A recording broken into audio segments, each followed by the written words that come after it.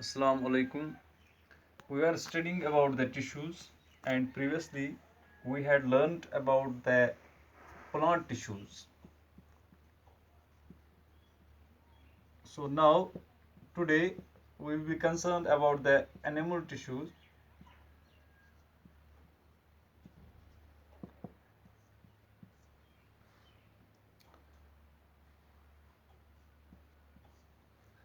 तो जैसा कि हमने प्लांट टिश्यूज में सबसे पहले जब स्टार्ट किया था, तो जो मेन कैटेगरीज हैं प्लांट टिश्यूज की, जिनमें आते हैं मेरिस्टेमेटिक टिश्यूज, फिर आते हैं परमानेंट टिश्यूज, उनमें फिर सिंपल परमानेंट, कॉम्प्लेक्स परमानेंट, और फिर एक एक करके हमने लगभग तमाम अकसाम जो हैं टिश्यूज, प्लांट टिश्यूज में, जो कि नबातात में जो जितने भी टिश्यूज होते हैं, उनको फिर हमने एक एक करके अलग तरीके से एक एक करके पढ़ा, और किस बुनियाद पे वो कैटेगराइज किए गए थे, जो मेन कैटेगरीज थी प्लांट टिश्यूज की, on the basis of their differentiation, on the basis of their location, their functions, इसी तरह से कौन से टिश्यूज का क्या काम है।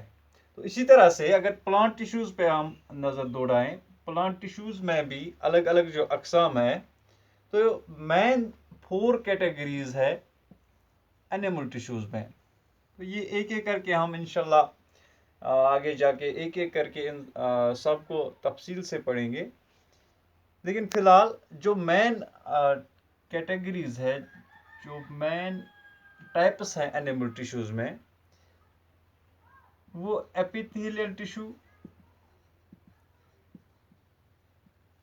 पहला, दूसरा कनेक्टिव टिश्यू,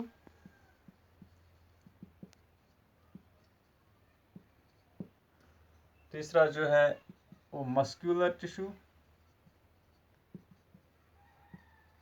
और चौथा नर्वस टिश्यू। ये जो 4 अकसाम है, ये जो 4 अकसाम हैं एनिमल टिश्यूज में, ये किस बुनियाद पे अलग अलग कैटेगराइज किए गए हैं? Epithelial tissue, connective tissue, muscular tissue और नर्वस टिश्यू। एक तो सबसे पहले कि किस टिश्यू का कौन सा काम है, कौन से काम के लिए किस टिश्यूज के सेल्स इकट्ठे होके कैसे किस जगह पे किस लोकेशन पे काम करती हैं। दूसरा कि कौन से टिश्यूज में किस तरह की डिफ्रेंसिएशन हुई है। अगर हम थोड़ा सा मतलब जो हमने लोअर क्लास में भी पढ़ा है, जब हम 8th में जो आपने लगभग पढ़ा होगा कि जब during this fusion of gametes जब होते हैं, ड्यूरिंग ज़ाइगोट फॉर्मेशन, तो उस टाइम से लेकर जबकि प्रीनेटल स्टेज में ही एक बच्चा होता है, अभी जन्म नहीं लिया होता है, तो एक माँ की कोख में जब एक बच्चा होता है, तो from the time of fusion of gametes till the prenatal stage of the infant, इस दौरान क्या होता है कि अगर हम माइटोटिक डिविजन्स पे नज़र डालें, कितने माइटोटिक डिविजन्स होते हैं एक सेल में, एक सेल कितनी मर्तबा 2 सेल्स में 2 डॉटर सेल्स को जन्म देती है, फिर वो 2 4 को, फिर 4 8 को, इसी तरह से ये आगे सिलसिला बढ़ता जा रहा है। तो एक चेन सी बनती है वहाँ पे। तो इस दौरान, इस स्टेज के दौरान, इन 9 मंथ्स के दौरान लगभग 2 रेज़्ड टू पावर 41 टाइम्स ये माइटोटिक डिविजन्स होते हैं। अब क्या मतलब है इसका कि लगभग 2.2 into 10 raised to power 12 cells एक सेल से जाकर बनती है। तो अब हम देखेंगे कि पहले एक ही सेल थी, एक ही किस्म की सेल थी, कोई लगभग 2 ट्रिलियन और 200 बिलियन सेल्स एक सेल से बन गई। लगभग ये 2 ट्रिलियन और 200 बिलियन सेल्स जो है ना, एक सेल से बन गई। तो आप देखिए हर कहीं पे अगर हम देखेंगे जो एक जगह पे सेल्स है, जो दूसरी जगह पे सेल्स है, टिश्यूज जो अलग अलग है, ऑर्गन्स जो है, ये सब इनके काम भी अलग है, इनके एक्सटर्नल अपीयरेंस भी अलग है इनकी, और इनकी इनमें जो डिफ्रेंसिएशन हुई है एक्चुअली, जिसका थोड़ा सा कंसेप्ट मैंने आपको लास्ट टाइम भी दिया था, डिफ्रेंसिएशन कैसे हुई थी, कैसे एक ग्रुप सेल्स का कैसे जाके अलग अलग काम लेते हैं, उसी हिसाब से वो मैच्योर हो जाते हैं। After attaining maturity they take two different functions. तो इस तरह से ये अलग अलग टिश्यूज बन जाते हैं। यानी एक ही सेल अगर देखें बेसिक ओरिजिन इनका होता है, लेकिन फंक्शंस की बुनियाद पे आगे जाके हम देखते हैं कि ये अलग अलग फंक्शंस भी इख्तियार करते हैं, अलग अलग पोजिशंस भी इख्तियार करते हैं, और अलग अलग जगहों पे ये प्लेस हो जाते हैं। अब सबसे पहले हम एपिथेलियल टिश्यू के बारे में पढ़ेंगे कि नाम क्यों पड़ा है इसका एपिथेलियल टिश्यू, अलग कैसे है कनेक्टिव मस्कुलर और नर्वस टिश्यू से, और इसके भी क्या कौन कौन से अकसाम हैं वो भी हम इंशाल्लाह पढ़ेंगे। तो सबसे पहले एपिथेलियल टिश्यू,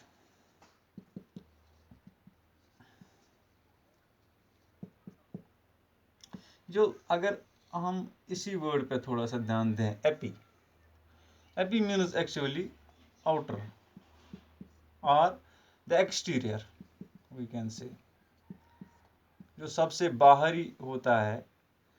एक्चुअली नाम क्यों पड़ा है एपिथेलियल टिश्यू का, हमारे बॉडी में जितने भी ऑर्गन्स हैं, अगर उनको कोई लेयर अलग से बाहर से या अंदर से कोई लेयर अगर कवर करती है, for the purpose of protection, for the purpose of becoming a barrier between the external environment or between the organ or between the tissue and the external or environment, और protection from germs, from harmful infections वगैरह जितने भी काम होते हैं। तो ये जहाँ पे भी मतलब लाइन होते हैं हमारी बॉडी कैविटीज़ में वगैरह, वहाँ पे जो टिश्यूज़ होते हैं उनको हम कहते हैं epithelial tissue.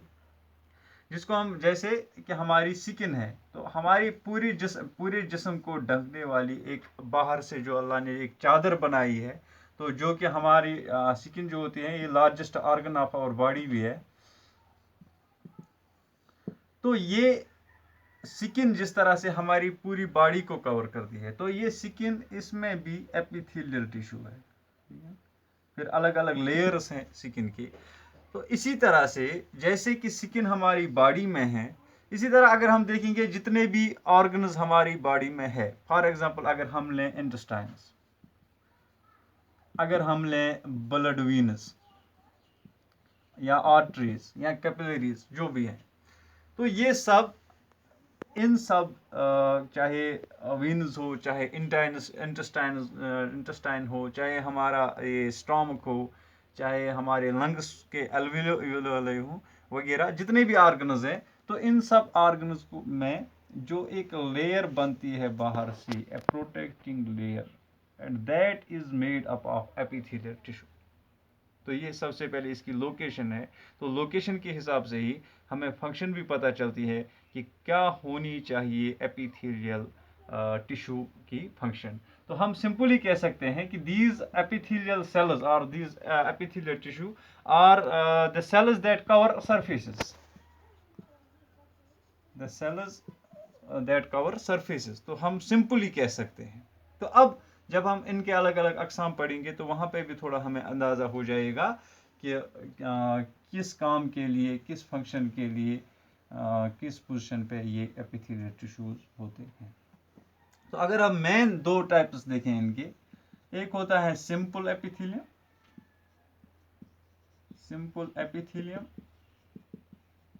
epithelium is singular and its plural is epithelia. So simple epithelium, and the second one is striated epithelium. ठीक है, तो ये यहाँ जिसको हम कहते हैं स्ट्रेटिफाइड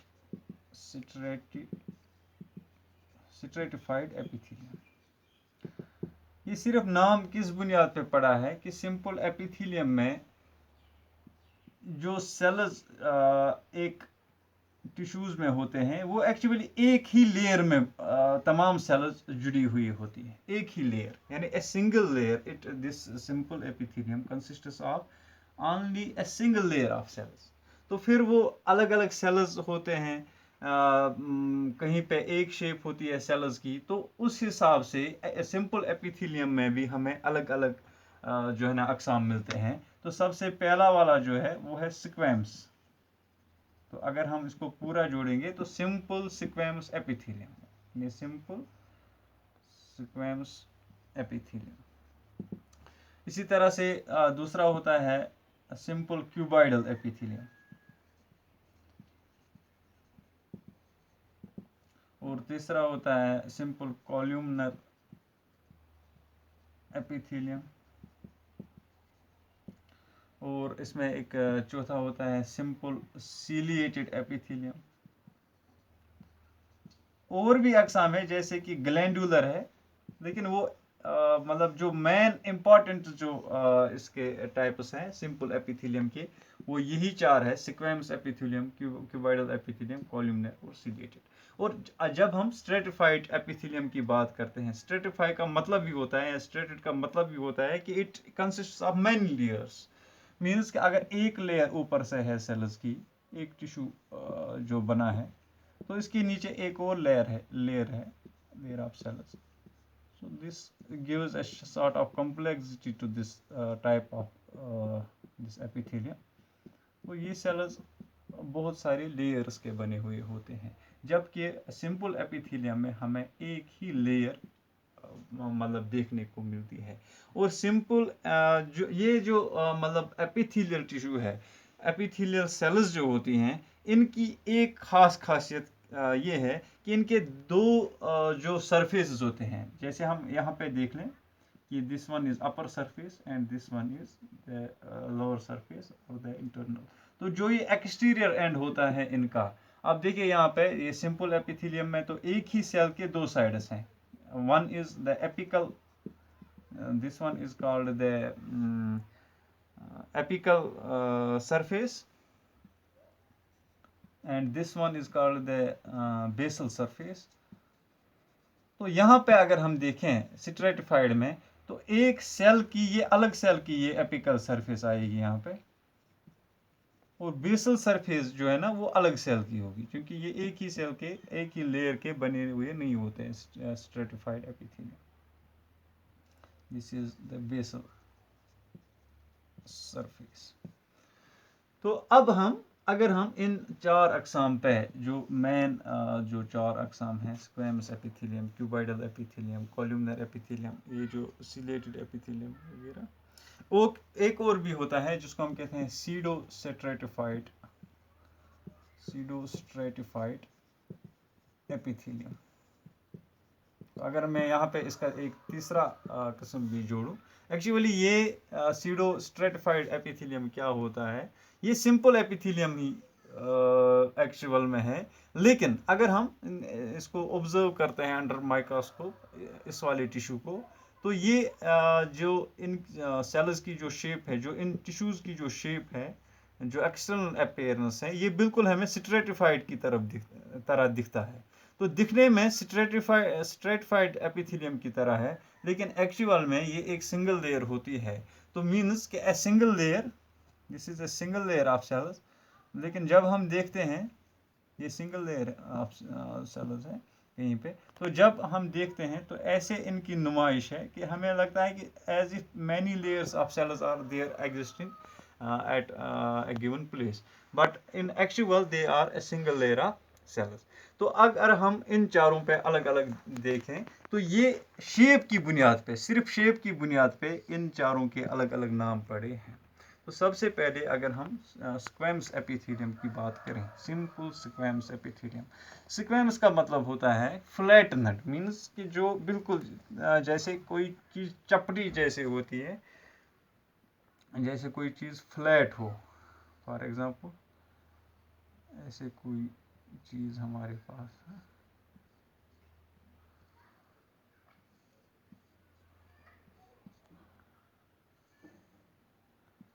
बिल्कुल फ्लैट, इससे भी ज़्यादा फ्लैट, मतलब जो कि 3 डायमेंशनल स्ट्रक्चर तो हम बोर्ड पे नहीं बना सकते हैं।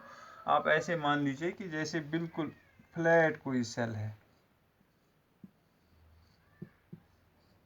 ये मतलब एक साइड इसका है, ये this one is apical surface and this one is basal surface. तो अगर ऐसे सेल्स होंगे एक ही लाइन में, एक कवरिंग बना के, मतलब जिनमें 2 डिस्टिंक्ट सरफेस होंगे, एक एपिकल सरफेस, एक बेसल सरफेस, तो ऐसे टिश्यूज को हम कहते हैं दिस सिंपल स्क्वैमस और फ्लैटनेड एपिथेलियम। तो क्या मतलब कौन सा काम अंजाम देते हैं और कहाँ कहाँ पे ये होते हैं? तो अगर हम इनकी लोकेशन चेक करें सिंपल स्क्वैमस की, तो जो हमारी ब्लड वेसल्स होती हैं,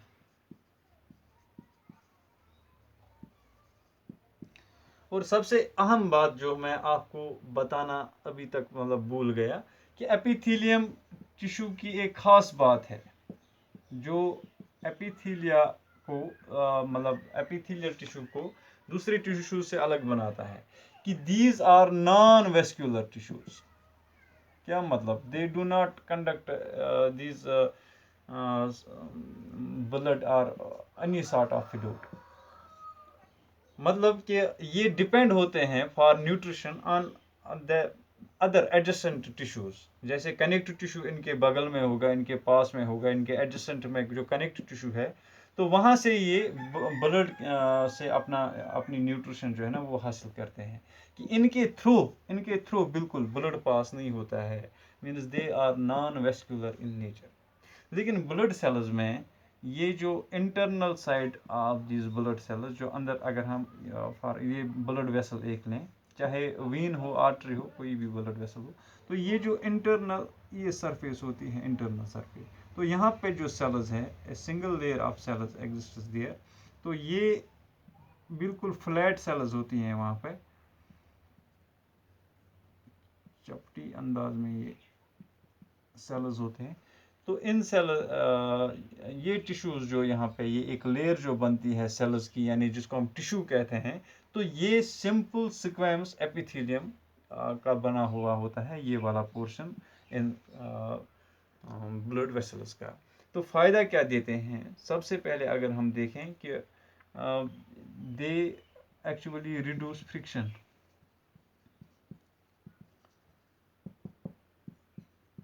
ये फ्रिक्शन रिड्यूस करते हैं, स्मूथ बिल्कुल बनाते हैं इन ब्लड वेसल्स को, ताकि जो ब्लड इनके थ्रू पास होना होता है वो बिल्कुल आराम से, बिना किसी हिंड्रेंस के, बिना किसी ऑब्स्टेकल के वो इनसे पास हो जाए। They actually give a slippery touch, जिसको हम कहते हैं, to these vessels, so that the blood can flow easily through them.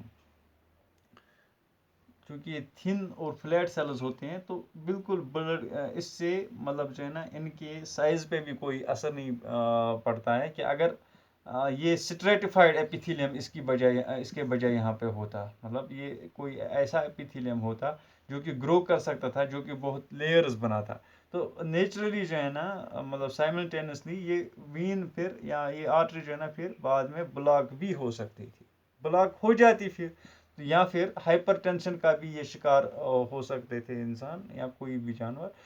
किस वजह से? कि ब्लड प्रेशर यहाँ पे, क्योंकि गैप जब नैरो होती यहाँ पे, तो उससे ब्लड का जो प्रेशर है वो बढ़ जाता, तो हाइपरटेंशन बिल्कुल जो है ना वहाँ पे हो सकता था। लेकिन इसकी वजह से, क्योंकि ये सिंपल स्क्वैमस एपिथेलियम है, बिल्कुल एक ही लेयर होती है यहाँ पे, एक तो इससे रिड्यूस फ्रिक्शन होती है, और ब्लड का जो बहाव है, जो ब्लड का फ्लो है, वो बिल्कुल लगातार रहता है। और दूसरी जो फंक्शन है यहाँ पे, अगर यहाँ पे देखें, यहाँ किसी और जगह पे भी, जहाँ जहाँ पे भी ये है, फॉर एग्जांपल ये यहाँ पे लंग्स में जो एयर सैक्स होते हैं हमारे, जिनको हम एल्वियोलाई कहते हैं, तो वहाँ पे भी ये इस तरह के स्क्वैमस एपिथेलियम, जो सिंपल स्क्वैमस एपिथेलियम है, वो वहाँ पे भी मौजूद होता है। तो वहाँ पे एज कौन सा काम करते हैं ये? For the purpose of diffusion they are located there, कि इनके थ्रू, इन सेल्स के, चूँकि हम जानते हैं कि ये सेल मेम्ब्रेन जो है that is selectively permeable in nature, तो ये सेल के थ्रू जो है ना, ये डिफ्यूजन होती है, diffusion of gases, which gases, तो oxygen actually exchange of oxygen and carbon dioxide takes place there. तो ये ऑक्सीजन डिफ्यूज होता है इन्हीं एपिथेलियल सेल्स के थ्रू वहाँ पे this and the alveoli of lungs. तो इसी तरह से अगर हम दूसरी जगहों पे भी देखें, तो जहाँ जहाँ पे भी ये एपिथेलियल टिश्यू होते हैं, तो मेन फंक्शन इनकी ही होती है कि, और बाकी जगहों पे भी, तो अगर हम देखेंगे एल्वियोलाई के बगैर भी जहाँ जहाँ पे ये मौजूद होते हैं, तो इनका काम होता है, मेन काम जो होता है that is diffusion of gases through it.